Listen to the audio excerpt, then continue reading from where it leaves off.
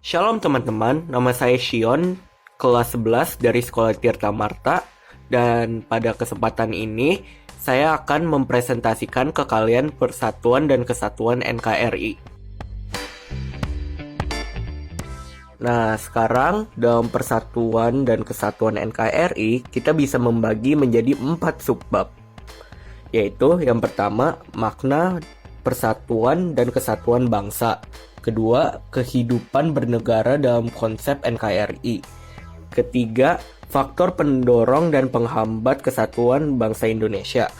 Dan keempat, perilaku yang menjaga keutuhan NKRI. Untuk yang pertama ini, saya akan menjelaskan tentang makna persatuan dan kesatuan bangsa. Untuk yang pertama ini, saya akan menjelaskan tentang makna persatuan dan kesatuan bangsa. Untuk memahami makna suatu bangsa, kita harus melihat konsepnya dulu. Konsep dasarnya adalah dari demikian ada 6, yaitu pertama persatuan, kedua kesatuan, 3 bangsa, 4 integrasi nasional, 5 nasionalisme, 6 patriotisme. Nah, kita juga memiliki konsep kesatuan yang kita anut meliputi aspek ilmiah dan aspek sosial. Kesatuan wilayah meliputi darat, laut, dan udara. Kebulatan ini sesuai dengan politik kewilayahan yang kita anut, yakni wawasan Nusantara. Berdasarkan konsep wawasan Itara negara kita merupakan 1. Negara kepulauan. 2. Konsep utamanya adalah manunggalnya wilayah laut darat dengan wilayah laut. 3. Sehingga pengertian negara kepulauan itu adalah merupakan suatu wilayah lautan yang ditaburi pulau-pulau besar dan kecil, dan yang lain-lain. Juga dalam makna persatuan dan kesatuan bangsa memiliki 4 subbab lagi, yaitu perwujudan Kepulauan Nusantara sebagai satu kesatuan politik, ekonomi, serta sosbud dan hankam. Contoh perwujudan Kepulauan Nusantara sebagai satu kesatuan politik itu bahwa keutuhan wilayah nasional dengan segala isi dan kekayaannya merupakan satu kesatuan wilayah, wadah, ruang hidup, dan kesatuan mitra seluruh bangsa, serta menjadi modal dan milik bersama bangsa. Kalau yang ekonomi, contohnya itu bahwa kekayaan wilayah Nusantara baik potensial maupun efektif adalah modal dan milik bersama bangsa, dan bahwa keperluan hidup sehari-hari harus tersedia merata di seluruh wilayah tanah air.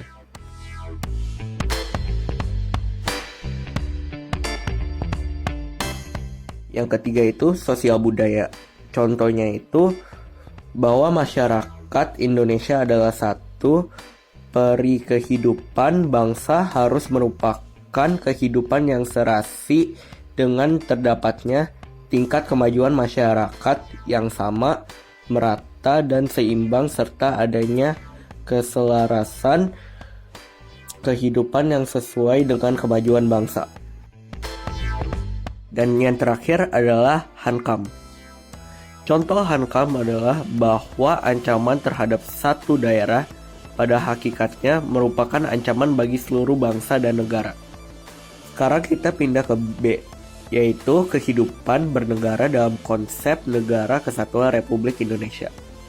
Di sini kita memiliki 2 subbab, yaitu konsep NKRI menurut Undang-Undang Dasar Negara Republik Indonesia tahun 1945, dan juga keunggulan Negara Kesatuan Republik Indonesia. Yang pertama ini yaitu konsep NKRI menurut Undang-Undang Dasar Negara Republik Indonesia tahun 1945 secara singkat diringkasnya adalah sebuah negara kepulauan yang berciri Nusantara dengan wilayah yang batas-batas dan hak-haknya ditetapkan dengan undang-undang. Tentu juga dalam persatuan dan kesatuan bangsa Indonesia, kita juga memiliki faktor pendorong dan penghambatnya. Nah, dari perbedaan ini, kita memiliki faktor pendorongnya. Nah, tentu dari ini kita memiliki faktor pendorongnya. Faktor pendorongnya itu ada 6, yaitu yang pertama, rasa nasionalisme. 2. Rasa toleransi yang tinggi. 3. Kesadaran dalam hidup bermasyarakat sehingga timbul keinginan dari dalam hati untuk selalu membantu sesama, mengikuti 4. Rela berkorban untuk kepentingan bangsa dan negara seperti jasa pahlawan yang telah melawan para penjajah. 5. Adanya rasa senasib dan sepenanggungan yang diakibatkan oleh penderitaan sesama penjajahan. Dan yang terakhir 6. Penggunaan bahasa Indonesia. Sekarang kalau kita pindah yang ke faktor penghambat, itu juga memiliki 6. Dari antara lain ini, yang pertama, rasa egois tinggi terhadap kebenaran ras, suku, agama, dan budaya sendiri. 2.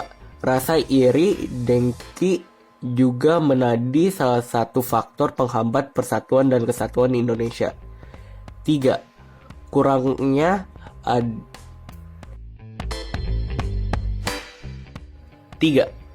adanya rasa toleransi beragama, berbudaya, ataupun berpendapat.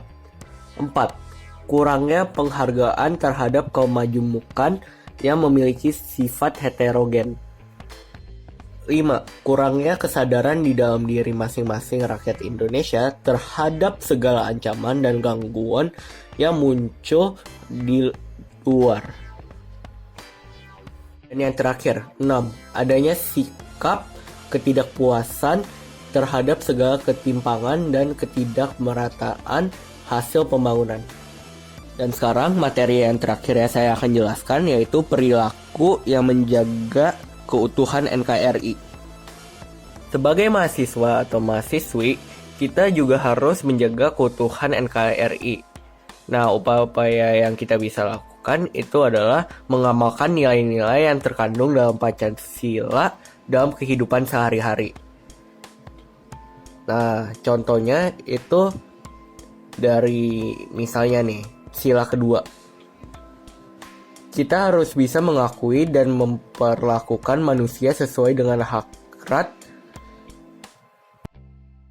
Kita harus dapat mengakui persamaan derajat, persamaan hak, dan kewajiban asasi setiap manusia tanpa membeda-bedakan suku, keturunan, agama, kepercayaan, jenis kelamin, kedudukan sosial, warna kulit, dan sebagainya. Nah, setelah semua ini, saya yakin kalian semua sudah mengetahui tentang persatuan dan kesatuan dalam NKRI.